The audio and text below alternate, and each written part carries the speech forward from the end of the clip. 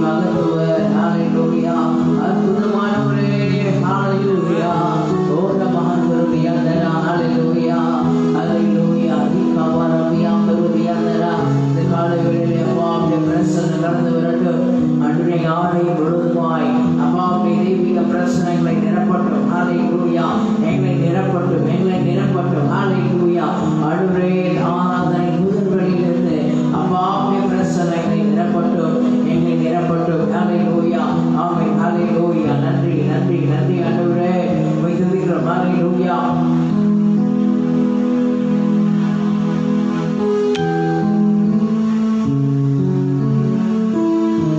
ஹalleluya. நன்றி அப்பா, உம்மை துதிக்கிறோம். ஹalleluya. ஏசமானே உம்மை துதிக்கிறோம். ஹalleluya. ஹalleluya. ஹalleluya. உம்மை நாங்கள் துதிக்கிறோம், உம்மை நாங்கள் வரவேற்கிறோம், உம்மை நாங்கள் வரவேற்கிறோம், உம்மை நாங்கள் வரவேற்கிறோம். நன்றி அப்பா, நன்றி ஏசமானே. ஹalleluya. ஹalleluya. ஹalleluya. வேறுமையால் பாத்திரம் நான் வேறுத்து தள்ளாமலே நீரம் நீவழி பாத்திரமாய் வீரங்க செய்திடுவே. ஹalleluya. எல்லாரும் கரங்களை உயர்த்தி சொல்லும் ஆண்டவரே, வெறுமையான பாத்திரம். ஹalleluya. எங்களை வெறுத்து தள்ளாமல் ஆண்டவரே ஸ்தோத்திரம். ஹalleluya. ராகாபோரா கருதியாதரா.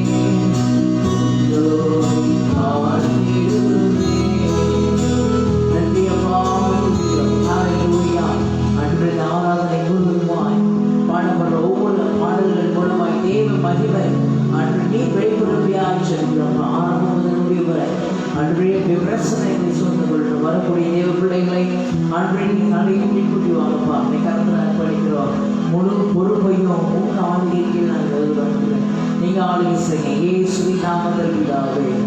ஆமென். ஹalleluya. ஹல்லேலூயா. சில பாடல்களை பாடி இந்த நாமத்தை நாம் சேர்ந்து மகிமைப்பட்டோம். ஹல்லேலூயா. என்னை என்னை துதி செய்வாய், என்னை அடங்காத கிருபை இருந்தாய்.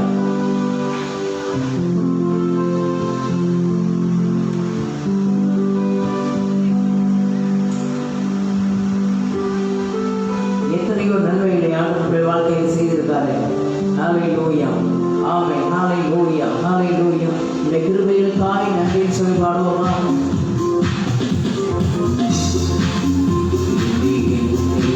துதி செய்வாய், என்னில் அடங்காத கிருபைகளுக்காய் என்றும் தாங்கும் தப்புயமே நாமமே.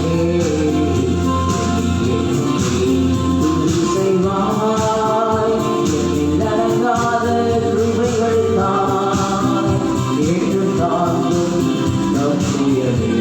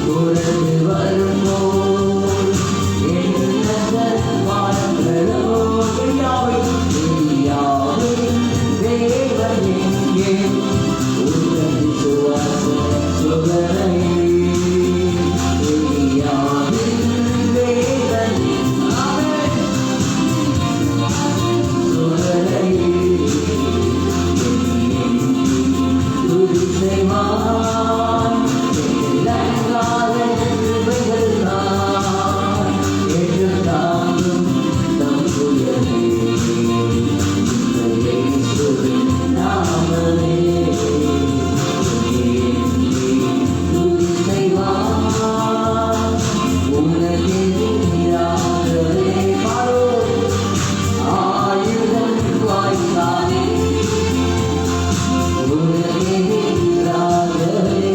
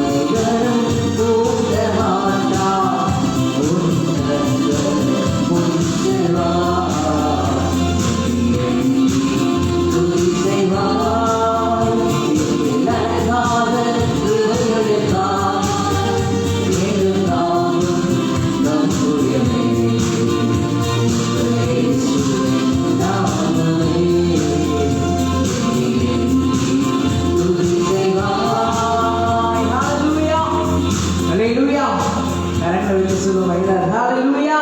ஆமென். அவர் நல்லவர். ஹalleluya. இன்னொரு பாடலை கூட பாடுவோம். ஹalleluya. நன்றி. ஹalleluya. சிங்க கேள்வியில் நான் விழுந்தேன். ஹalleluya.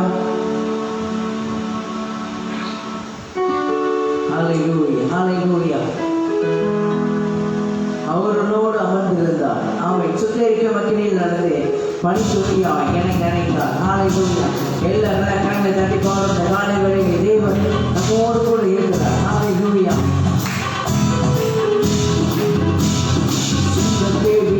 நான் அவர் என்னோட அமர்ந்திருந்தார். சுத்தரிக்கும் மக்கினில் நடந்து பணிசுரியா என்னை நினைத்தார்.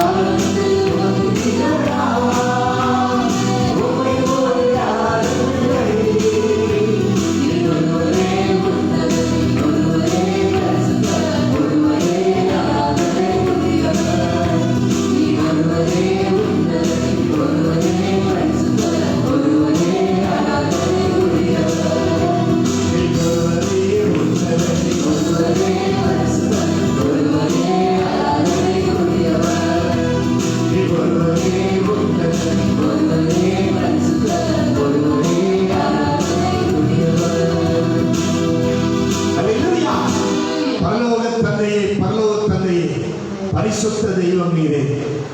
பரலோக தேவனில் உன்னதர் உயர்ந்தவர்.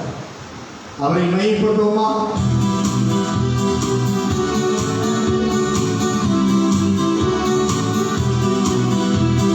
பரலோக தந்தையே,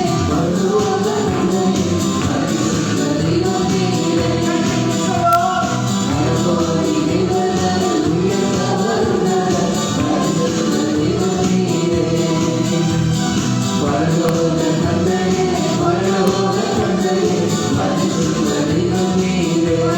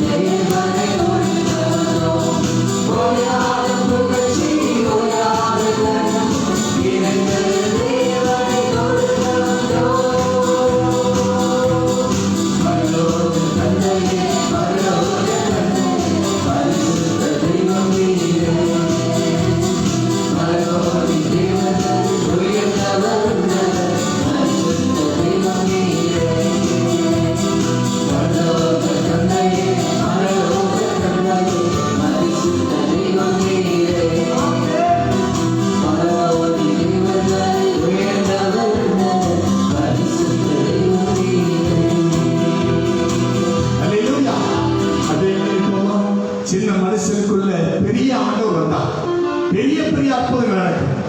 உன் உள்ளத்துக்குள்ள தெய்வ வல்லமை வந்தா உன்னை கொண்டு என்ன நடக்கும்? உன்னை கொண்டு அற்புதங்கள் நடக்கும்.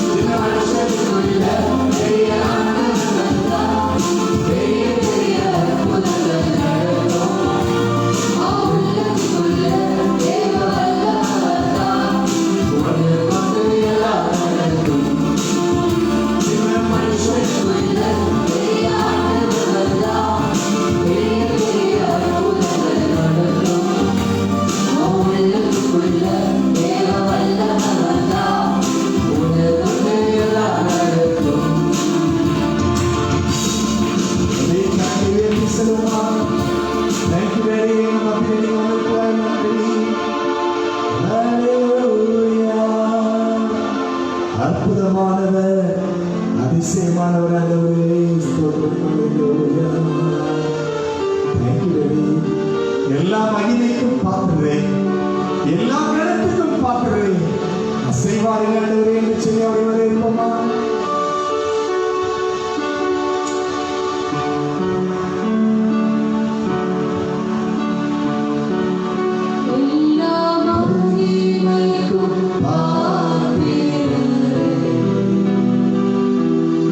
எல்லா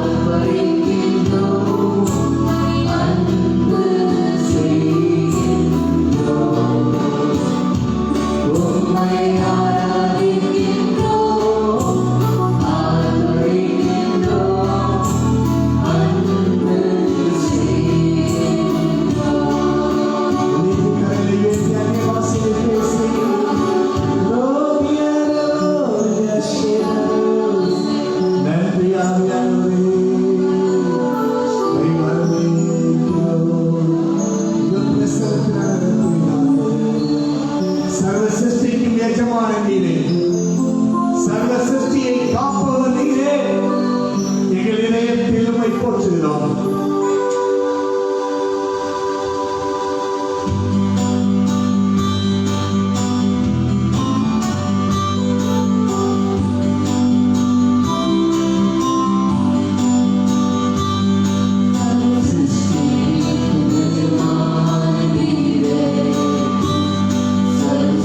Save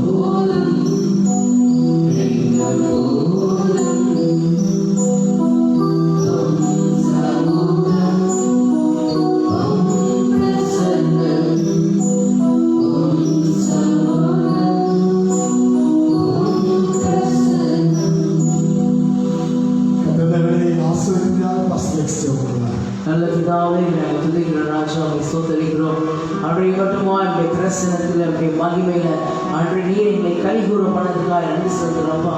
உடைய தெய்வீக பிரசனம் தொடர்ந்து என்னை ஆளுகை செய்து அனுப்புகிறேன். அன்று என்னுடைய ஆவி, ஆத்மா, சரீரம் முழுவதுமாய் அன்று என்னுடைய ஆளுகைக்கு நான் அர்ப்பணிக்க அனுப்புகிறேன். தொடர்ந்து நீ இடைபெறும்படியாக சொல்லிக்கிறோம். நீங்க பேசுகிறப்பா. ஒவ்வொரு பகுதியும் கருத்தை அர்ப்பணிக்கிறோம். இயேசுவின் நாமத்தில் பிதாவே, ஆமென். கர்த்தருடைய பிரசன்ன அமைப்பாக நான் வந்திருக்கான யாரும் இயேசு நாமத்தில் வாழ்த்துகிறேன். கர்த்தர் நல்லவர்.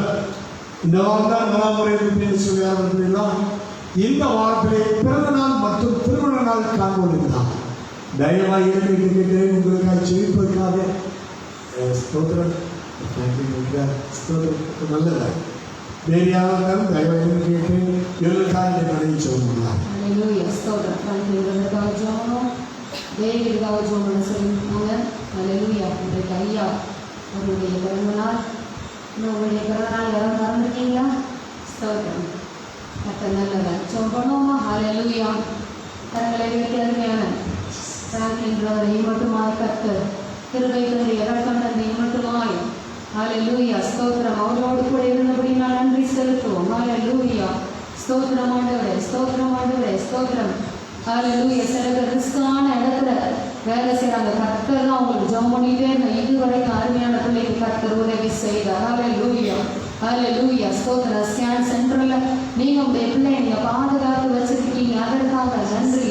கரங்களை கட்டி ஆண்டவருக்கு நன்றி செலுத்துவோம். நன்றி, நன்றி, நன்றி. அல்லேலூயா. நாம் இருப்பது நிர்மூலமாகாதிருப்பது அவருடைய கிருபை. நல்ல பிதாவே, இந்த அருமையான வேலைக்காக நன்றியோடு ஸ்தோத்திரிக்கிறோம் ஆண்டவரே. அருமையான ஆண்டவரே, பிராங்க்லின் ஆசீர்வதிங்க.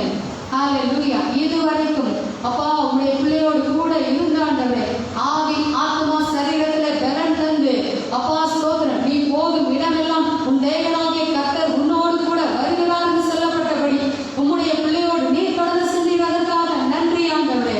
அப்பா ஸ்தோத்திரம். பிறந்த நாளை காண்கிறதான ஆண்டவரே ஒவ்வொரு பிள்ளையும் இந்த கரங்களை ஒப்படைக்கிறோம். டேவிட் இந்த கரங்களை ஒப்படைக்கிறோம் ஆண்டவரே. வந்து ஸ்தோத்திரம் ஆண்டவரே. அர்த்தராஜ் ஐயா உடைய கரங்களை ஒப்பு கொடுக்கிறோம் ஆண்டவரே. இன்னும் பிறந்த நாளை காண்கிறதான ஒவ்வொரு பிள்ளைகள் மேலும் தேவனுடைய கரம் வந்து தங்க வேணுமாய் செபிக்கிறோம் ஆண்டவரே. நிச்சயமாகவே நான் உன்னை ஆசீர்வதித்து உன்னை பெருக பண்ணுவேன். நீ ஆசீர்வாதமாய் இருப்பாய். உன்னை கீர்த்தி புகழ்ச்சியுமாக வைப்பேன் என்று சொன்ன தேவன் தொடர்ந்து இந்த வருஷத்திற்கான நீங்க வைத்திருக்கிற உங்களுடைய ஆசீர்வாதங்களினாலும் கிருபையினாலும் நன்மையினாலும் நீங்க நிரப்ப வேணுமாய் செபிக்கிறோம். தொடர்ந்து வழி நடத்துங்க, பொருட்படுத்திக் கொள்ளுங்க, ஆளுகை செய்யுங்க.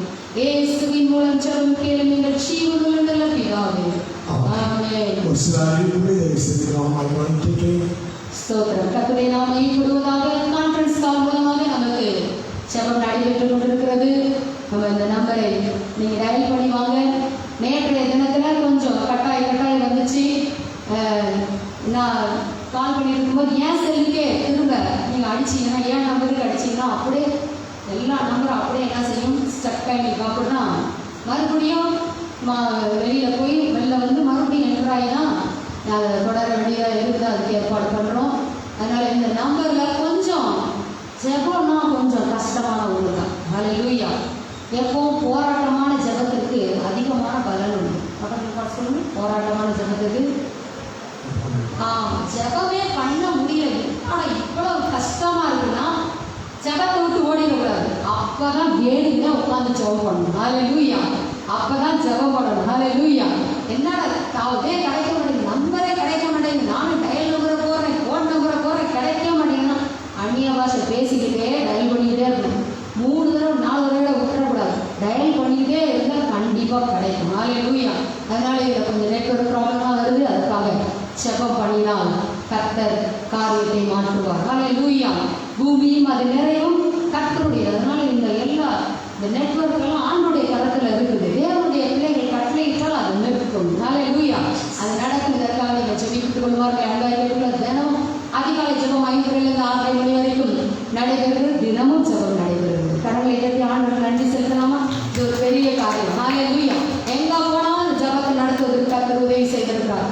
ஈவினிங் நமக்கு 5 to 6 மணி வரைக்கும் ஆண்கள் ஜெபம் நடைபெறுகிறது.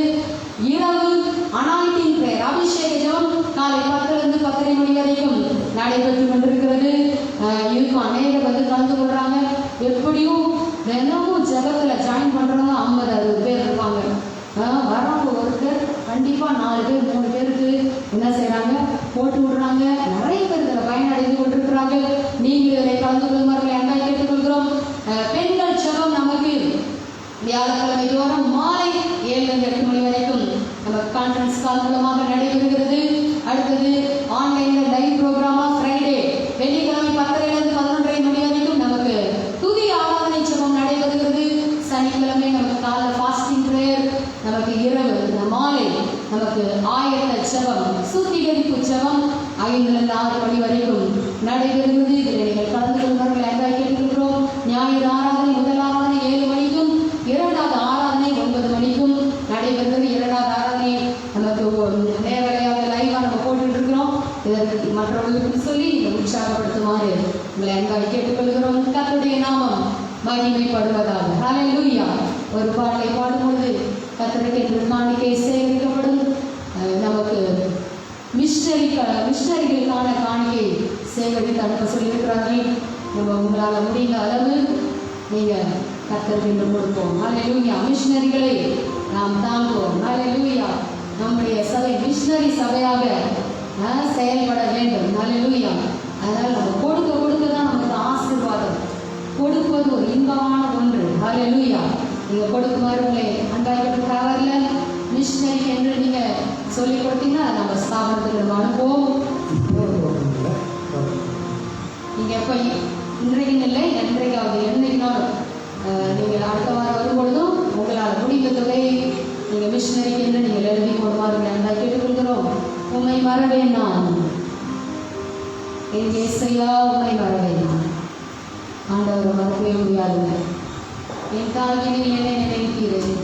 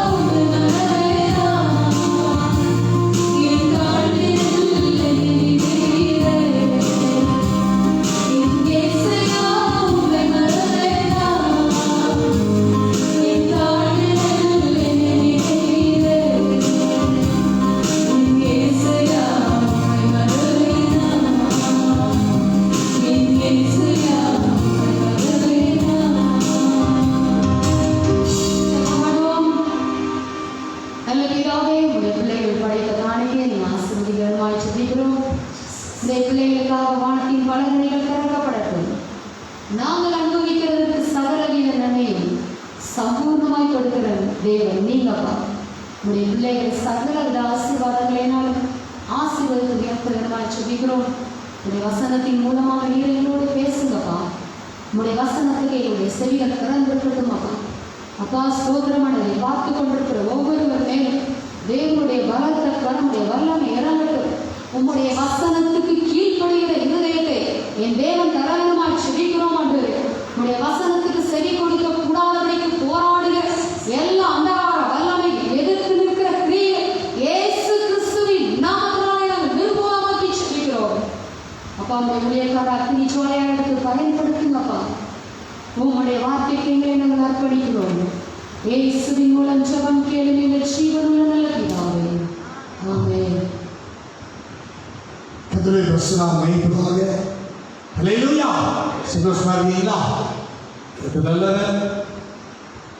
1 யோவான் 5ஆம் அதிகாரம்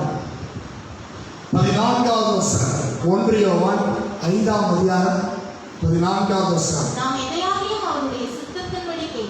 நாம் எதையாகிலும் அவருடைய சித்தத்தின்படி கேட்டால் அவர் நமக்கு செவிப்படுகிறார் என்பதே அவரை பற்றி நாம் கொண்டிருக்கிற தைரியம். அல்லேலூயா. நாம் எதையாகிலும் அவருடைய சித்தத்தின்படி கேட்டால், எங்களான காரியத்தை குறித்து சொல்லிக் கொண்டிருக்கிறேன். இந்த 1 யோவான் புத்தகத்தை நீங்கள் வாசிப்பீர்கள் என்று சொல்லி நம்புகிறேன். தேவனுடைய பரிசுத்தமான தேவனை ஆராதிக்கிறோம், அவர் நம்மை நடத்துகிறார் என்கிறான காரியத்தை இந்த புத்தகம் நமக்கு சொல்கிறது. இந்த வார்த்தையை நாம் காணப்படுகிற காரியம் தேவனுடைய சித்தம். இந்த தேவனுடைய சித்தம் என்கிறான காரியம் பல்வேறு காரியங்களிலே குழப்பம் உண்டாக்குறதான நிகழ்ச்சியாக இருக்கிறது. தேவனுடைய சித்தமா இல்லையான்னு தெரிய முடியல அப்படின்றாங்க. சிலர் செய்வதாக நானும் செய்திருக்கிறேன். ஆனா அதை சொல்லிட்டு நான் பின்னாடி சொல்றேன். நான் என்ன சில சீட்டு வழி போடுவேன், சீட்டு வழி போட்டு எதையாவது இருப்பேன். ஆனால் அது எனக்கு ஏற்ற இந்த மாதிரி வரலன்னா இன்னும் 3 வாட்டி எடுத்து போடுவேன். இது நான் அப்படின்னு என்ன ஜாதி சீட்டு போடுறதே நீங்க ஆண்டவருக்குள்ள இருந்தாலா அந்த சீட்டு போட்டாலும் சரி எது போட்டாலும் சரி. அப்ப நீங்க தேவனுக்குள்ள இல்லைன்னு வச்சோங்களேன், நீங்களா ஒரு செய்யறான எந்த காரியங்களும் அது பிரயோஜனப்படாதது சித்தம் அல்ல. பல்ல என்ன சொன்னாங்கன்னா இவங்க சொல்லிட்டா அது தேவ சித்தமா இருக்கும் அப்படின்னா. சவுல் ராஜா என்ன செய்யாங்க, தன்னுடைய வஸ்திரத்தையும் ஆயுதத்தையும் தாவீதுக்கு போட போனார். ஆனா போட்டு பார்த்து தாவீது என்ன சொன்னாங்க, இது எனக்கு ஒத்துறாது அப்படின்னு நினைங்க. மற்றவர்கள் சொல்லி அது தேவ சித்தமாய் வர வேண்டும் என்று அனைவரும் பார்க்கிறாங்க. இதுக்காக எல்லாத்தையும் தேடி தோற்றம். ஆனால் தேவன் சொல்லாத காரியம் தேவனுக்கு நமக்கும் உள்ள உறவு சரியா இருந்தால்தான் அந்த காரியம் தெளிவாய் நடக்கும். ஆகியே தேவன் இந்த மோசேயை தேர்ந்தெடுக்கும் போது ஆசைக்கு கூடாது, அவன் தேவனோடு கூட நேரடியாய் பேசி வந்தான். மோசேயும் ஆரோனும் தேவனோடு கூட நேரடியாய் பேசி வந்தார்கள். ஆனால் காலங்கள் செல்ல செல்ல அதற்கு பிற்பாடு ஆண்டவர் மூடி தும்மி என்று சொல்லி அந்த மார்பதக்கங்கள் 6 ஆசாரியனுடைய மார்பதக்கங்கள் அதனை ஒளி வீசும், அதை வைத்து அவர் தேவ சித்தத்தை தெரிந்து கொண்டார்கள். ஆனால் பிற்பாடு உள்ள காலங்களிலே ஆசாரியனுக்கும் தேவனுக்கும் உறவு சரியில்லாத போது அவர் ஊரின் துணையினாலேயோ அல்லது தனிப்பட்ட முறையிலோ பேசவில்லை. அப்ப தேவனுடைய சித்தம் என்றான காரியத்தை தேவன் வெளிப்படுத்துவதற்கு அடிப்படை நீங்கள் நான் தேவனோடு கூட உள்ள உறவிலே எப்படி இருக்கிறோம் அதை போன்றுதான். அப்ப தேவன் பழைய ஏற்பாட்டிலே எப்படி செய்தார், புதிய ஏற்பாட்டிலே எப்படி தேவ சித்தம் இல்லாத காரியம் என்பதை பார்க்க போகிறோம். பழைய ஏற்பாட்டு என்று சொல்லும்போது அவருக்கு சித்தமில்லாத காரியத்தையும் அனுமதித்தார். 2வது சித்தத்தை வெளிப்படுத்தினார். 3வது அவருடைய சித்தத்திற்கு விரோதமாய் நின்றவரை நாம் திருப்பி கொண்டு வந்தார். இது பழைய ஏற்பாடு. ஏன் பழைய ஏற்பாடு சொன்னா அவருக்கு சித்தமில்லாததையும் தேவன் அனுமதித்தார். ஏன் அவருக்கு சித்தமில்லாதையும் அனுமதித்தார்? பல்வேறு தேவ ஜனங்கள் ஆண்டவருடைய வழிகளை புரிந்து கொள்ளாத போது எல்லாரும் என்ன கேட்டாங்க, ராஜா வேணும், எங்களுக்கு ராஜா இறுதியான மற்ற புரஜாதிகளுக்காக இருப்பது போல. அப்ப சாமுவேல் ஆண்டவர் சொன்னார், ஒன்ன தரலப்பா அவங்க என்ன தந்தாங்க, அவங்க சொன்ன மாதிரி ராஜா ஏற்படுத்து. இது அவருடைய சித்தமில்லாத காரியம் இல்லை. அப்படியானால் ஆண்டவருடைய மைண்டை ரீட் பண்ற காரியம் தான் தேவனுடைய சித்தம். நடக்கிற எல்லா காரியங்களும் தேவனுடைய சித்தமாக இருப்பதில்லை. வேதம் சொல்றாங்க ஆண்டவருடைய மைண்டை ரீட் பண்ற காரியத்திலே இந்த அவருக்கு சித்தமில்லாத காரியங்களை அனுமதித்தார். ஆதியாகமத்தின் புத்தகம் 16:2 வாசிகள். ஆதியாகமம் 16:2. சாராய் ஆபிரகாமை நோக்கி, நான் பிள்ளை பெறாதபடிக்கு கர்த்தர் என் கர்ப்பத்தை அடைத்திருக்கிறார். கர்த்தர் என் கர்ப்பத்தை அடைத்திருக்கிறார். என் அடிமை பெண்ணோடே சேரும். என் அடிமை பெண்ணோடே சேரும். ஒருவேளை அவளால் என் வீடு கட்டப்படும் என்றார். ஒருவேளை அவளால் என் வீடு கட்டப்படும் என்றார். இது தேவனுடைய சித்தமே இல்லை. அவளுக்கு என்னென்ன காரியமாக தெரிஞ்சிச்சு? தன்னுடைய கர்ப்பத்தை அடைத்திருப்பது யாரும் அடைச்சிருக்கா? கர்த்தர் தான் அடைச்சிருக்கான்னு தெரியும். கர்த்தர் தான் அடைச்சிருக்கான்னு தெரிஞ்ச யார்கிட்ட போகணும்? இவன் கர்த்தர்ல போகணும். அப்ப கர்த்தர் இந்த காரியத்தை அடைத்திருக்கிறார் என்று தெரிந்தவுடனும் சுய சித்தத்தின்படி நின்றால் சாரா. இந்த சாராய் செய்ததான காரியங்க அடிமை பெண்ணை கொடுக்கிறதான காரியம் தேவனுடைய திட்டம் அல்ல. ஆனால் இந்த அடிமை பெண் மூலமாக அந்த சைட் ட்ராக் மாறி, அதனால நீ வரைக்கும் பேசுறேன். எதற்காக சொல்றேன் அப்படின்னு சொன்னா, தேவன் அவருடைய சித்தத்தை நாம் விரும்பி கேட்கிறோமா என்பதை பார்க்கிறார். நம்ம சித்தத்தை வலியுறுத்தோம்னு சொன்னா சில நம்முடைய சித்தத்தை விட்டு கொடுத்தாங்க. ஆதியாகமத்தின் புத்தகம் 19ஆம் அதிகாரம் 18 வரைக்கும் வாசிங்க. அதற்கு லோத்து அப்படியல்ல ஆண்டவரே, உமது கண்களில் உமது அடியேனுக்கும் கிருபை கிடைத்ததே. கிருபை கிடைத்ததானா? என் பிராணனை காக்க தேவரீர் எனக்கு செய்த கிருபையை பெரிதாக விளக்க பண்ணினீர். மலைக்கு ஓடி போக என்னால் முடியாது, தீங்கு என்னை தொடரும், நான் மரித்து போவேன். இதோ அந்த ஊர் இருக்கிறதே, நான் அதற்கு ஓடி போகத்தக்கதாய் அது கிட்ட இருக்கிறது, சின்னதுமாய் இருக்கிறது. என் பிராணம் பிழைக்க நான் அங்கே ஓடி போகட்டும், அது சின்ன ஊர் தானே என்றான். யாருக்கு அட்வைஸ் சொல்லுங்க. இந்த லோத்துடைய பிரச்சனை என்னன்னா, எப்பயுமே தன் கண்களின் வெளியே நடக்கணும். முதல்ல என்ன சொன்னார்? ஆபிரகாம்கிட்டே என்ன பண்ணாரு? எப்பா நீ வலப்பக்கம் போன இடப்பக்கம் நான் போறேன்னு ஆபிரகாம் சொன்னோன்னே தன் கண்களை எடுத்து பார்த்து அது செழிப்புள்ளது என்று கண்டு அதை செலக்ட் பண்ணார். அப்பையும் தேவன்கிட்ட போல. இப்ப ஆண்டவரே என்ன தப்புக்கிறாரு? சோதம் குமாரா அழிவிலிருந்து அந்த பட்டணத்தின் அழிவிலிருந்து தப்பிக்கு இவனை வெளியில கொண்டு வர, வெளியில இவன் மனைவியும் இவன் பிள்ளைகளையும் ரெண்டு கையில பிடிச்சு கொண்டு வந்தா, போ மலைநாட்டுக்கு சீக்கிரம் ஓடி போ, வெளியில அழைச்சு கொண்டு விட்டு வெளியே போப்பா அப்படின்னா நீங்க நாம நினைச்சிருப்போம். தப்பிச்சா போது ஓடி அடிச்சு எப்படியாவது மலைநாட்டுக்கு போக வந்துருப்போம். அப்பயும் இவன் ஆண்டவர் என்ன சொன்னான்? அங்க ஓட முடியாது, இங்கெல்லாம் ஓட முடியாது. நீ என்ன செய்யணும்? இந்த பக்கத்துல ஊர் இருக்கு, அது சின்ன தேசம். ஆண்டவருக்கு அடிச்ச சின்னது தானே ஆண்டவரே, அதை நீங்கள் அழிக்காம விட்டாலும் ஒரு பிரச்சனை கிடையாது ஆண்டவரே. ஆனா ஆண்டவர் இறக்க பாருங்க, அவரு விட்டு கொடுத்தாரு. சரிப்பா உன் வார்த்தை பேசுங்க, சின்ன ஊர் தானே, அந்த ஊர் போ அப்படின்ட்டாரு. அதுதான் சோவா. இந்த ஊருக்குள்ள என்ன பிரச்சனை அப்படின்னா, நல்ல யோசிச்சு ஆண்டவர் சொல்லுகிற தூரம் வரைக்கும் நாம் போகாவிட்டா சில வேளை அந்த பாவத்தினுடைய நிழல் தொடர்ந்து கொண்டே இருக்கும். தேவன் சில வேளை ஏன் எச்சரிக்கை பண்றாருன்னா, சில இடத்தை விட்டு தூரம் போடுறோம்னா அதை விட்டு கடந்து போறேன்னா அதனுடைய எல்லைக்குள்ளே இருக்கும் போது, இப்பொழுது லோத்தினுடைய பிள்ளைகள் தங்களுடைய சந்ததி பெருக வேண்டும் என்பதற்காக ஒரு அருவருப்பான சந்ததியை தோற்றுவிட்டார்கள். மோவாபும் அம்மோனியரும் தேவனுடைய சபைக்குள்ளே பிரவேசிக்க முடியாதுங்கிற சாபத்தில் உள்ள ஒரு சந்ததியை கொண்டு வந்தார்கள். அல்லேலூயா. அப்படியானால் லோத்துக்கு ஆண்டவர் மலைக்கு ஓடி போய் சொன்னார், அவனே சேஷத்தை நிறைவேற்றினார்.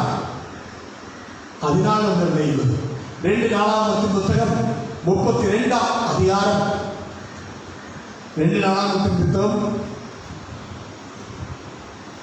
32ஆம் அதிகாரம் 24ஆவது வசனம். அந்நாட்களில் எசேக்கியா வியாதிப்பட்டு மரணத்துக்கு ஏதுவாயிருந்தான்.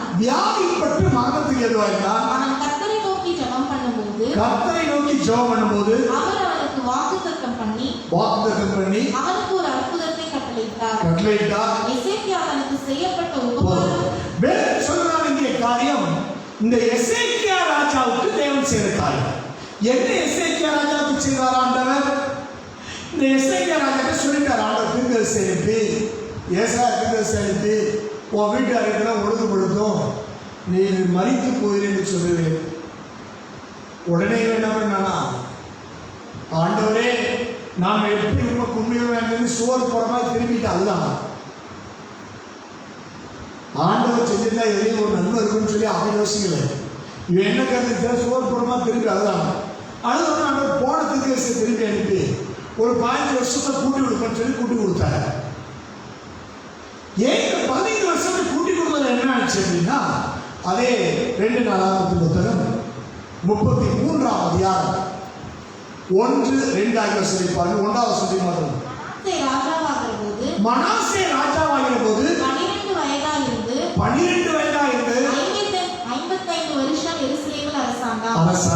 கர்த்தர் இஸ்ரவேல் புத்திரருக்கு முன்பாக துரத்தின ஜாதிகளுடைய அருவருப்புகளின்படி அவன் கர்த்தரின் பார்வைக்கு பொல்லாப்பானதை செய்தான். இங்க வேதம் சொல்றது இந்த 15 ஆண்டுகள் கேட்டான் பாருங்க. இந்த 15 ஆண்டுகள் பிறந்தவங்க யாரு? மனாசே. இந்த 15 ஆண்டுகளுக்கான காரியத்தை அவன் கேட்காம ஒருவேளை இருந்தானா, அவனுக்கு பிற்பாடு இந்த அருவருப்பான காரியத்தை செய்ததான மனாசே இருக்க மாட்டான். மனாசே என்ன காரியத்தை செய்ய 12 வயது அவன் இருக்கிற அதிகமா அரசாண்டவன். ஆனா அவனுடைய வாழ்க்கையில கர்த்தரை பின்பற்றக்கூடாது. ஏன்னா அந்த தேவ சித்தத்தை நிறைவேற்றவில்லை எசேக்கியா ராஜா. தேவ சித்தமில்லாத காரியத்துக்கு ஒப்பு கொடுத்திருப்பான். இந்த மனாசே ஒரு சந்ததி வந்தார். அப்படியானால் கர்த்தருக்கு சித்தமில்லாத காரியத்தை தேவன் சில வேளைகளில் அனுமதிக்கிறார். ஸ்தோத்திரம். 2வது பழைய ஏற்பாட்டிலே சித்தத்தை வெளிப்படுத்துகிற தேவன் யாருக்கு? எல்லாருக்கும் ஆண்டவர் சித்தத்தை வெளிப்படுத்துவதில்லை. அவருடைய இருதயத்துக்கு ஏற்றபடி நடக்கிற ஆட்கள் தான் அவருடைய சித்தத்தை வெளிப்படுத்துகிறார். அல்லேலூயா. கர்த்தருக்கு பயப்படுற மனுஷன் எவனோ அவனுக்கு தாம் தெரிந்து கொள்கிற வழியை போதிப்பார் என்று சங்கீதத்திலே சொல்லப்படுகிறது. கர்த்தர் நல்லவர். அப்படியான என்ன காரியத்தை செய்கிறார்? 2 சாமுவேல் 2ஆம் அதிகாரம் 1வது வசனத்தை வாசிங்கள். பின்பு தாவீது கர்த்தரை நோக்கி நான் யூதாவின் பட்டணங்கள் ஒன்றிலே போய் இருக்கலாமா என்று விசாரித்தான். அதற்கு கர்த்தர் போ என்றார். எவ்விடத்திற்கு போகலாம் என்று தாவீது கேட்டதற்கு அவர் எப்ரோனுக்கு போ என்றார். அல்லேலூயா. இங்க பாருங்க, இப்ப ஆண்டவர் என்ன செய்றாங்க?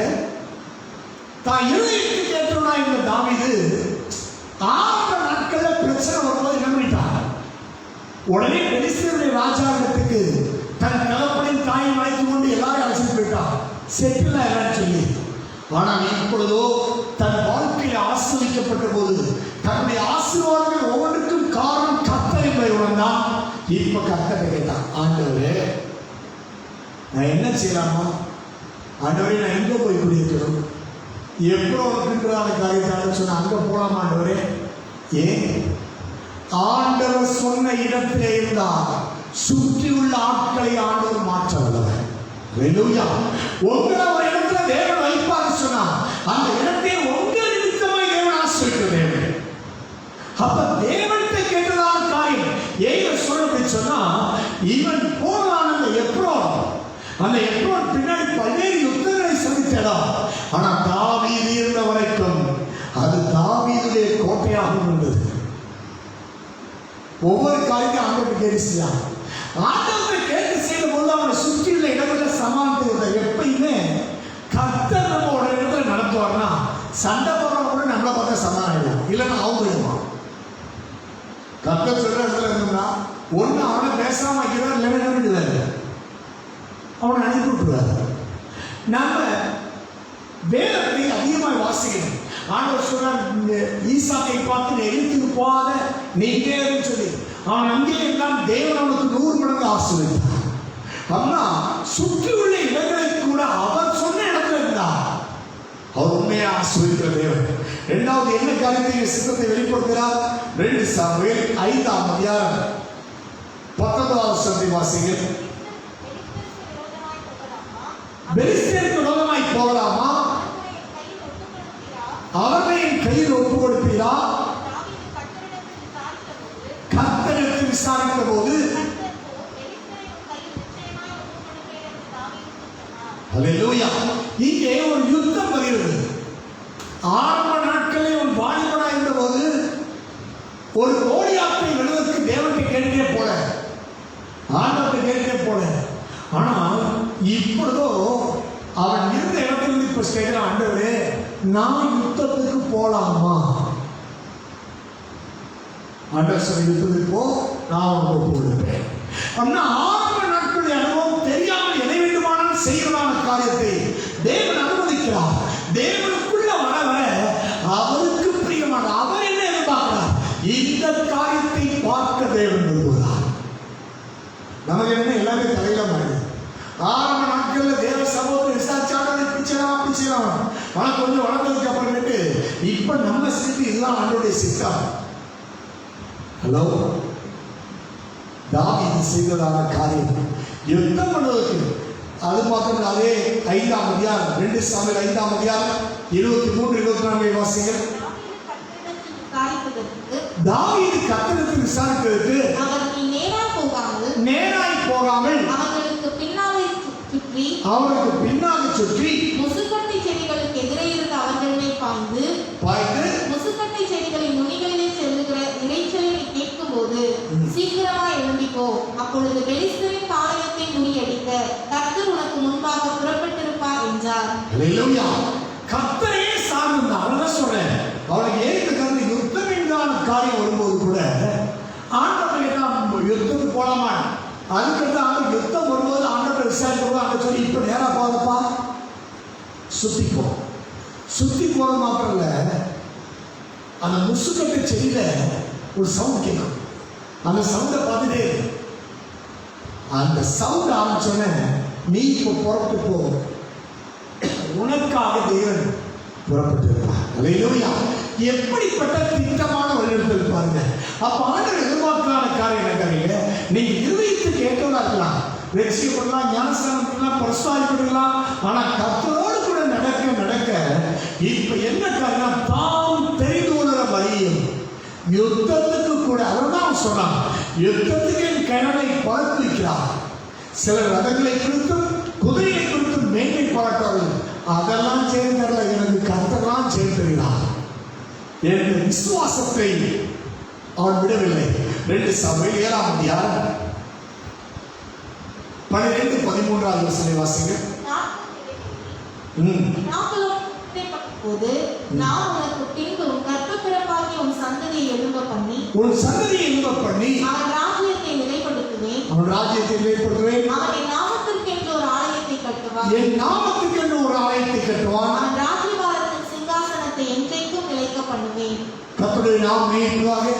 இங்கே தாவீது நாத்தான் தீர்க்கதரிசியை பார்த்து சொன்னான், எனக்கு வீட்டில் இருக்க ஆண்டவருடைய ஆலயமோ அது கூடாது, அதுக்கு ஏதாவது செய்யலாம்னு எனக்கு ஒரு ஆசை, நான் அது கட்டலாமா அப்படின்னு சொன்னான். தீர்க்கதரிசி அவசரமாக கட்டுட்டேன். ஆனால் கொஞ்ச நேரத்துக்குள்ள ஆண்டவர் நாத்தான் தீர்க்கதரிசி சொல்லியிருக்கிறார், இல்லப்பா அவன் கட்ட வேண்டாம், அவன் கையில ஒரு நிறைய ரத்தம் செஞ்சான், அவனுக்கு ஒரு கர்ப்பப்பிறப்பு அவன் தான் கட்ட போறான் அப்படின்னு தாவீது சொல்லிடுது. நம்ம என்ன சொல்லிப்போம், நான் என்ன புள்ள வந்தேன். அது எங்கேயோ தேவனுடைய சித்தமில்லாத காரியத்தை வெளிப்படுறோன்னு ஆண்டவர் சமூகத்தில் அப்படியே அர்ப்பணிச்சான். ஒருவேளை தாவீது ஆண்டவருடைய வார்த்தை கேட்காம ஆலயம் கட்டுறதுக்கு முயற்சி என்னென்ன பண்ணிடுறது, தடுக்கலாம் செய்ய மாட்டேன், கட்டியிருக்கப்படும். ஆனா தேவன் விரும்பின அளவுக்கு அங்கே மகிமை இருக்கார். அப்ப தாவீது அர்ப்பணிச்சான். அர்ப்பணித்த உடனே ஆண்டவர் சாலமோனை வச்சு கட்ட வச்சாரு. சாலமோனை வைத்து கட்ட பிற்பாடு அந்த ஆலயத்தின் மகிமையை பெரிதாக்கினார். காலையில் ஆண்டவர் சொல்லுகிற காரியம், ஆண்டவர் எதிர்பார்க்கிற காரியத்தை செய்தால்தான் அந்த தேவ சித்தமில்லாத காரியம் முழுமையும். அந்த ஆண்டவர் எதிர்பார்க்கிற காரியத்தை நீங்கள் நான் பெற்றுக்கொள்ள நீங்கள் நான் ஆண்டவரோட சரியான தொடர்பு இருக்கணும். தொடர்பு இல்லைன்னா அந்த சித்தம் இல்லாத காரியம் வெளிப்படாது. ஸ்தோத்திரம். பழைய பாட்டிலே தேவனுடைய சித்தத்துக்கு விரோதமாக நின்றவர்கள் இவர்கள் தேவ மனுஷங்களா தேவனுடைய சித்தத்துக்கு விரோதமாக நின்றாங்க. அல்லேலூயா. அண்ணா சிலருக்குலாம் ஆண்டு இறக்கும் அப்படிதான் சொல்லுவேன். என்ன இறக்கும்? ஆண்டவரே திருப்பி கொண்டு வருது. சிலர் எந்தாலே போன விட்டாங்கன்னு வச்சுக்கோங்க, அது ரொம்ப கஷ்டம். ஆனால் சிலர் திருப்பி கொண்டு வருகிறார். வாசிகள் 2ஆம் புத்தகம் 24ஆம் அதிகாரம் 1-2 ஆகிய வசனங்கள். இஸ்ரவேலை ஆசீர்வதிப்பதே கர்த்தருக்கு பிரியம் என்று பிலேயாம் கண்டபோது அவன் முந்தி செய்து வந்தது போல நிமித்தம் பார்க்க போகாமல் வனாந்திரத்துக்கு நேராக தன் முகத்தை திருப்பி தன் கண்களை ஏறெடுத்து இஸ்ரவேல் தன் கோத்திரங்களின்படியே பாலை கிளம்பி இருக்கிறதை பார்த்தான். கர்த்தரை நாம் மையப்பதாக இங்கே பிலேயாம் என்றான அந்த கூலிக்கு வேலை செய்யாத சொல்லப்பட்டது. இவன் என்ன செய்யக்கூடாதுன்னா தேவ ஜனங்களுக்கு விரோதமாக சபிக்க கூலி போடப்பட்டார். இவனுக்கு நிறைய பணம் கிடைச்சிருந்தோன்னா ஆண்டோடைய சித்தத்தை மீற நினைச்சு, ஆனா பலி செலுத்தினா ஆண்டவர் தான் செலுத்தினார், ஜெபம் பண்ணாலும் ஆண்டவர் நோக்கி. ஆண்டவர் ஒவ்வொரு முறையும் என்ன பண்ணிட்டாரு, இஸ்ரவேல் ஜனங்களை ஆசீர்வதித்து அப்படி சொல்லி அனுப்பிட்டாரு. இவன் அதை போய் சொன்னோடனே அவனுக்கு ராஜாவுக்கு என்ன பண்ணிச்சு, கோவம் வந்துச்சு. ஏ அப்பா, நீ ஆண்டோடைய வார்த்தையை சொல்ல வேணாம் அப்படின்னு நான் உனக்கு கரெக்டாக கேட்டு சொல்லி இந்த வார்த்தை பிள்ளையான ஒரு தந்திரம் பண்ணான். என்ன தந்திரம் பண்ணா, ஆண்டவரை நோக்கி பார்க்க போனாங்கன்னா ஆண்டவர் எனக்கு இந்த வார்த்தையெல்லாம் தர, நான் ஆண்டவரே பார்க்காம போனேன், நான் எப்படியாவது இஸ்ரவேல் ஜனங்களுக்கு விரோதமாய் சாபத்தை கூற முடியும் என்று சொல்லி பார்க்க போனா அவனை தேடி ஆண்டவர். இப்பொழுது பரிசுத்தாவியை நாம கண்ட்ரோல் பண்ணி திருப்பிட்டார். என்ன திரும்பிட்டாரு, எந்த பிழையாம் சபிக்க வேண்டும் என்று விரும்பினானோ அந்த இஸ்ரவேல் ஜனங்களை தேவன் ஆசீர்வதிக்கிறார். அல்லேலூயா. அப்படின்னா தேவ சித்தத்துக்கு விரோதமா நின்று ஆலயம் ஆண்டவர் திருப்பி வைக்க முடியும். வாசிங்க யோனா தீர்க்கதரிசனம் 1ஆம் அதிகாரம் 3ஆம் வசனம். யோனா 1:3. அப்பொழுது யோனா கர்த்தருடைய சமூகத்திலிருந்து விலகி, எங்கிருந்து விலகி? கர்த்தருடைய சமூகத்திலிருந்து விலகி தர்சீசுக்கு ஓடிப்போம்படி இருந்து போய் தர்சீசுக்கு போகிற ஒரு கப்பலை கண்டு கூலி கொடுத்து தான் கர்த்தருடைய சமூகத்திலிருந்து விலகும்படி அவர்களோட தர்சீசுக்கு போக கப்பல் ஏறினார். அல்லேலூயா. நல்ல யோசிச்சு பாருங்க, நல்ல தேவனுடைய மனுஷன் எதற்கு விலகுதான்? கர்த்தருடைய சமூகத்தை விட்டு விலக யோனா முடியுமா? பல வேளையில நம்ம ஆராதிக்கிற தேவனை குறித்து நாமே குறைத்து மதிப்பிடுறோம். எதை நம்ம செய்கிறோம்னா, ஹலோ, உங்களை என்னையும் காண்கிற தேவன் சொல்ல விரும்புகிற காரியம் இடைபட முடியும். இந்த யோனா கப்பலுடைய சமூகத்துக்கு விலகன்னு போனா, அவர் படிச்சதுல கப்பல், அவர் படிச்சதுதானே எல்லா கடல், இதெல்லாம் மறந்து வச்சு எப்பயுமே அவங்க சித்தத்துக்கு விலகி போகும்போது ஏதோ நம்ம பெரிய காரியங்கள் சாதிக்க போறாப்புல மனசு இருக்கும். ஆனா அவர் வைத்த எல்லாத்திலையும் இப்ப அவர் கொடுக்காத இந்த காரியத்துக்கு போகும்போது ஆண்டவர் பார்த்தார், இப்படி செய்யணும்னா நான் வேற வழியா செய்ய முடியும். என்ன செய்ய முடியும்? தர்சீசு போகட்டான்னு சொன்னா அதுக்கு போனீங்கன்னா நினிவேக்கு போக வைக்கிறதுக்கு கப்பல் இல்லாமே உன்னை போக வைக்க முடியும்.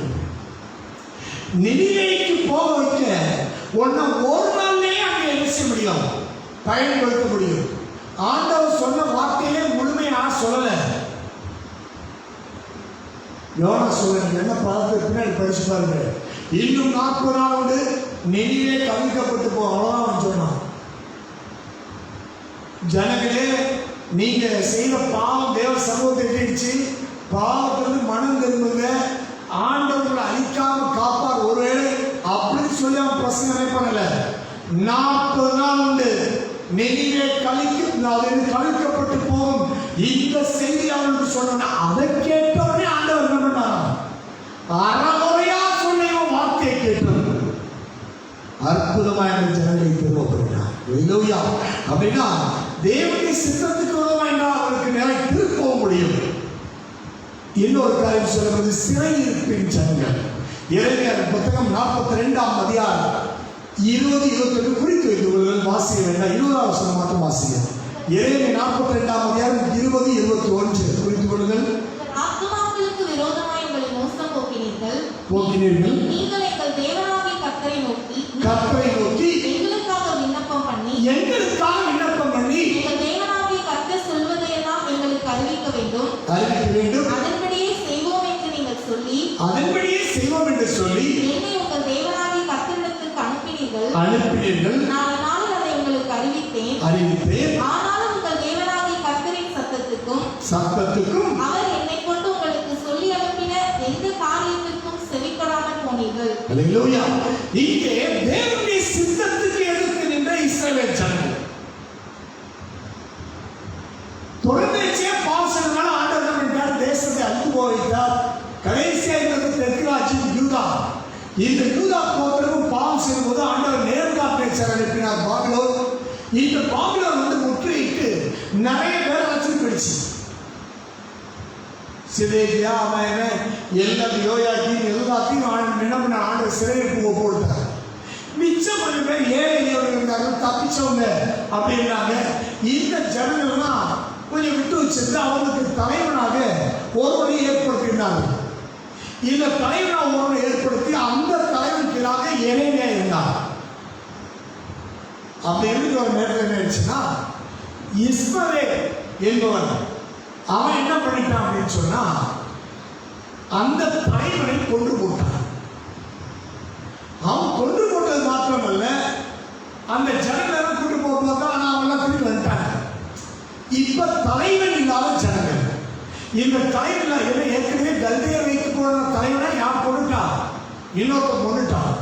இப்ப கல்தியை என்ன செய்வாங்களோ பயம்.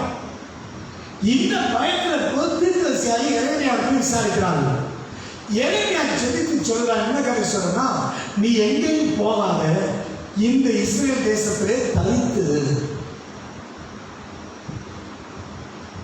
ஆனா இவங்களுக்கு என்ன மாம்சம் வேலை பார்த்துச்சு. என்ன மாம்சம் வேலை பார்த்துச்சு? ஏற்கனவே கல்தையை கொல்லப்பட்டிருக்கிறார்கள்.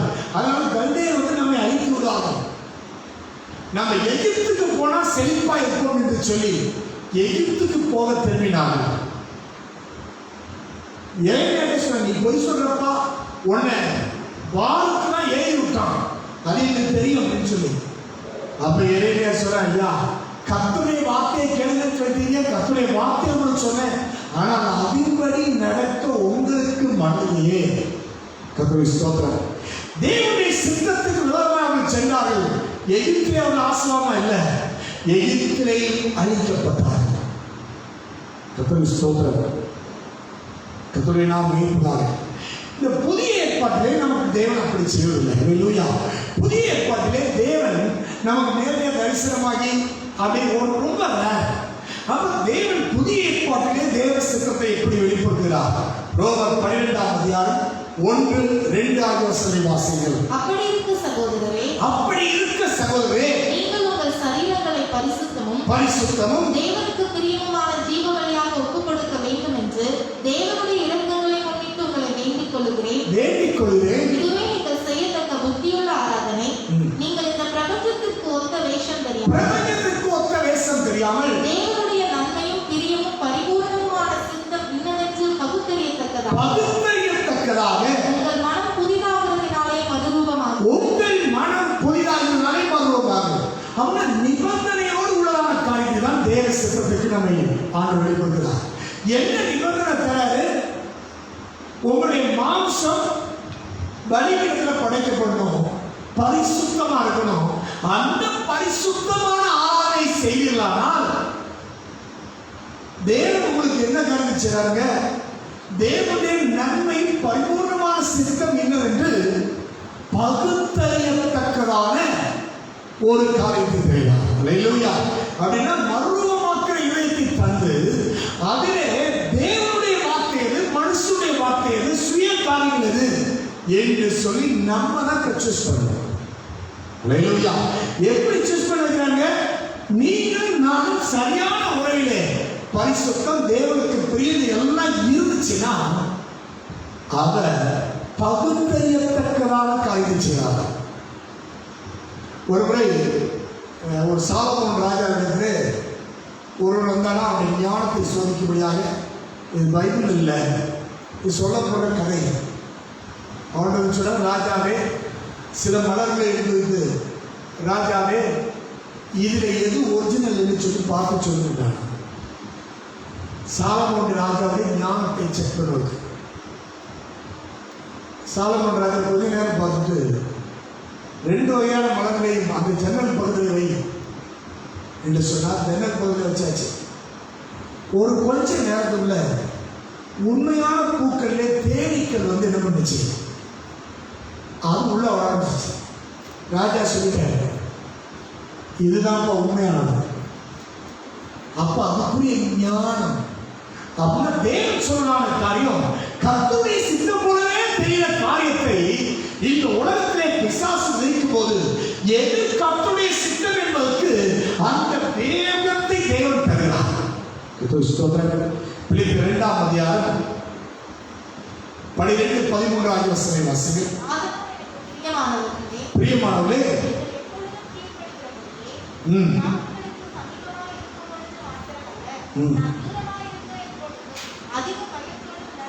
சாரி, பிலிப்பியர் 2:13 வாசி.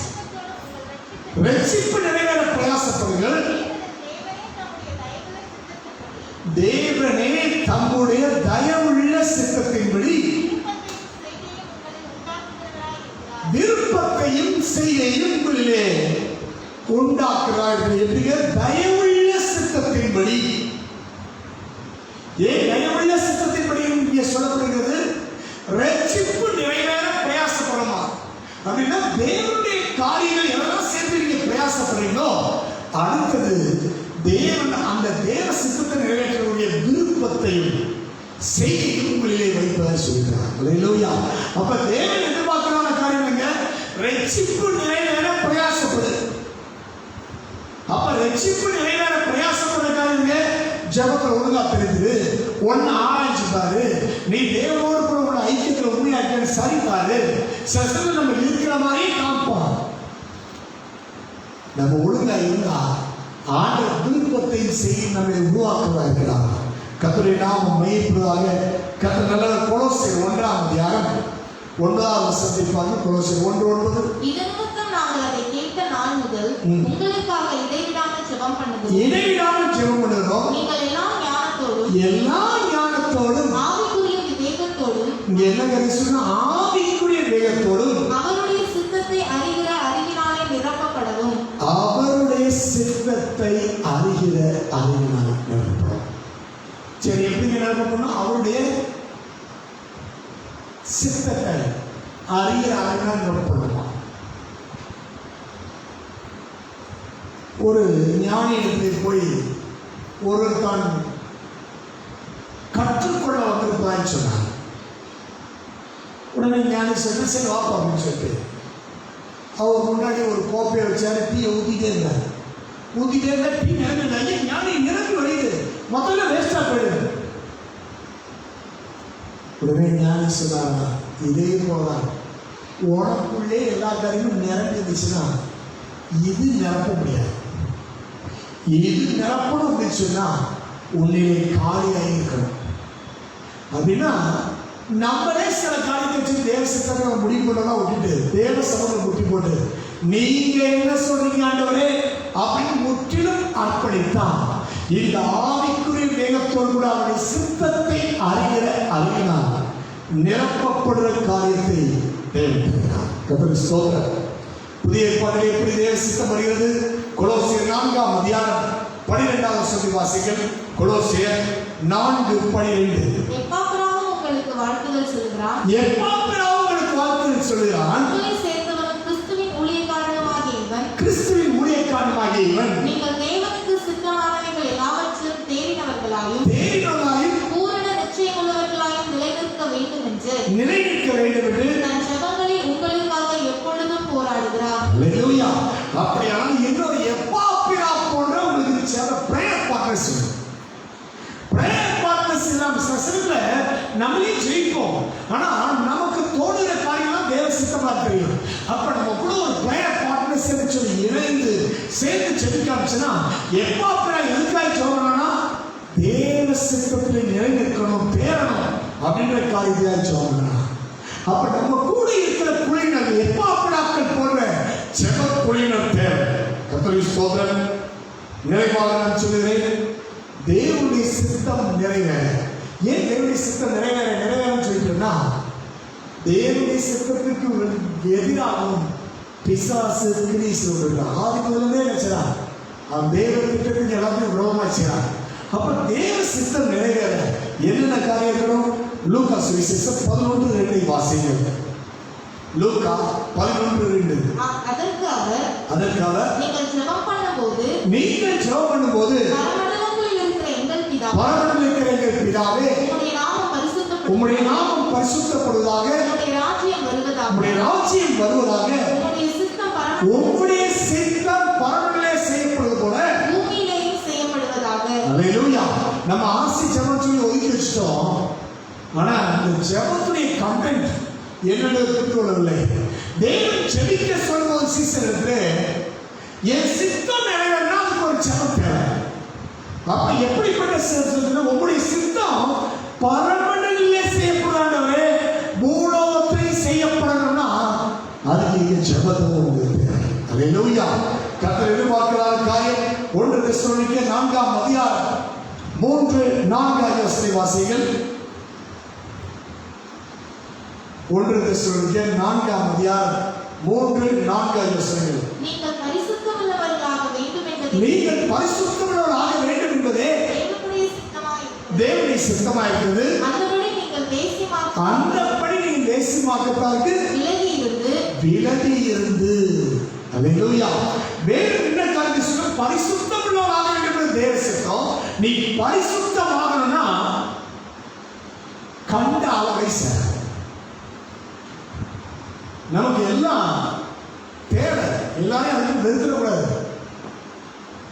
சிலர் ஒரு மாதிரி அப்படிலாம் செய்யக்கூடாது. எல்லாம் நமக்கு தேவை.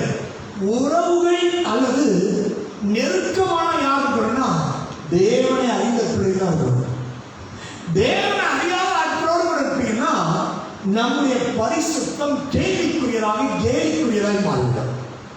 அதாவது நீங்க பரிசுத்தம் உள்ளவராக வேண்டும் என்பது தேவ சித்தமா இருக்குன்னு சொல்லிட்டு அதுக்கு சொன்னார், நீங்க தேவனை அறியாத ஜனங்கள் மாறி அவங்க எல்லாம் ஒண்ணு அது தப்பா தெரியாது. நான் நம்ம ஆண்டவரை சென்சிட்டிவா இருக்கேன். நம்ம ஒரு சின்ன காரியம் சேர்ந்து அவங்க வேலை முடியும். இந்த உணர்வை பெற்றுக்கொள்ள விடுவாங்க. கர்த்தருக்கு ஸ்தோத்திரம்.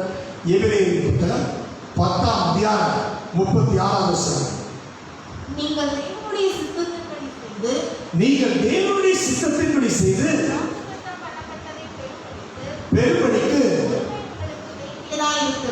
பொறுமை உங்களுக்கு வேண்டியிருக்கிறது. அல்லேலூயா. என்ன காரியம்?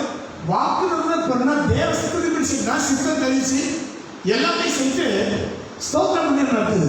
ஆண்டவரே நீங்க நாம உங்க சித்தப்படி செஞ்சிட்டோம் அப்படின்னா எங்களுக்காக ஒரு அற்புதம் செய்யுது. எங்களுக்காக செய்கிறது பிறக்கும், எங்களுக்காக யோகான் பிறக்கும். உங்க சித்தப்படி செய்ய சொல்லி அதுக்கு பொறுமை அவசியமானதுதான். என்ன பொறுமை? பேசுறத செய்யறத எல்லாத்தையும் பொறுமை அவசியம். கர்த்தரை நாம் மேய்ப்பதாக ஸ்தோத்திரம். 1 பேரு 2ஆம் அதிகாரம் 15ஆம் வசனத்தை பாருங்கள். நீங்கள் நன்மை செய்வதனாலே புத்தியீன மனுஷருடைய அறியாமையை அடக்குவது தேவனுடைய சித்தமாய் இருக்கிறது. தேவனுடைய சித்தமாய் இருக்கிறது. நீங்கள் நன்மை செய்வதனாலே புத்தியீன மனுஷருடைய அறியாமை அடக்குவது தேவனுடைய சித்தமாய் இருக்கிறது. அல்லேலூயா. கர்த்தரை சொல்றேன். அப்ப நல்ல நிறைய பேர் நன்மை செய்வீங்க. விடுங்க. நமக்கு எப்படிங்க என்னன்னா இந்த பண்டிகையின் போது நம்ம அனுப்பிட்டோம், அவங்க நம்ம பதில் அனுப்புறது என்ன செய்வோம் சொல்லுங்க? அடுத்த வருஷம் அங்கெல்லாம் கட்டுறோம். ஹலோ, நீங்க நன்மை செய்வதனாலே அப்ப நீங்க நன்மை செய்வதா எதையாவது எதிர்பார்க்கவே நன்மை செய்வீங்களா? ஹலோ, நீங்க நன்மை செய்வதான காரியம் கர்த்தர் கேட்டு அவர் திரும்ப தருவார். கர்த்தரை நாம் மையப்படுவாங்க. நீங்கள் நன்மை செய்வதனாலே புத்தியின மனுஷனுடைய அறியாமை அடக்குவது தேவனுடைய சித்தமாக இருக்கலாம். 1 பேர் 3ஆம் அதிகாரம் 17ஆம் வசனத்தை வாசிங்கள். இது கொஞ்சம் கஷ்டம்தான். தீமை செய்து பாடனுபவிப்பதிலும் தேவனுக்கு சித்தமானால் நன்மை செய்து பாடனுபவிப்பதே மேன்மையா இருக்கும். இல்லைங்க, நன்மை செஞ்சு பாடனுபவிச்சீங்களா? சரி, நீங்க எவ்வளவு நன்மை செய்யணும். ஆனா ஆண்டவர் நம்ம குவாலிட்டி பார்க்கிறார். என்ன குவாலிட்டி? அதில் வரலான பாடுகள் தான் அதை அதுக்குள்ளே ரெக்கார்டு வச்சிருக்கேன். நன்மை செய்து பாடுபட்டா நீங்க ஒரு நாளுக்கு நன்மை செஞ்சீங்கன்னா உங்களுக்கு தீவிரம் செய்யறாருன்னா அது அவர் சுபாவம். நன்மை செய்வதுதான் உங்க சுபாவமா, உங்க குவாலிட்டி. ஆனால் எதிர்பார்க்கலான காரியம். இந்த குவாலிட்டியை செக் பண்ணும்போது தேவனுடைய சித்தம் நிறைவேறும். தேவனுடைய சித்தம் நிறைவேறுனா உங்க குவாலிட்டி என்ன குவாலிட்டி? உங்களை பற்றி கண்ணாமன்னு பேசுவாங்க, ஆனால் நீங்க அவங்கள பற்றி வாய்ப்படலாம் இருப்பீங்க. அவங்க கண்டது கிடையாதான் பேசியிருப்பாங்க. உங்க குவாலிட்டி நீங்கள் தேவ மனுஷங்க. அதுதான் தேவ சித்தத்தை வெளிப்படுத்துற காரியமா. அப்ப வேதம் சொல்றான காரியம் பழைய ஏற்பாட்டிலே சொல்லும்போது அவருக்கு சித்தமில்லாத ஆண்டவர் அனுமதித்தார். புதிய ஏற்பாட்டிலோ அந்த சித்தம் நிறைவேறக்காய் செபிக்க சொல்கிறார். பழைய ஏற்பாட்டிலே சித்தத்தை வெளிப்படுத்துகிற காரியத்தை ஆண்டவர் தம்மோடு கூட இருந்த ஆட்கள் கேட்கும் போது செய்தார்.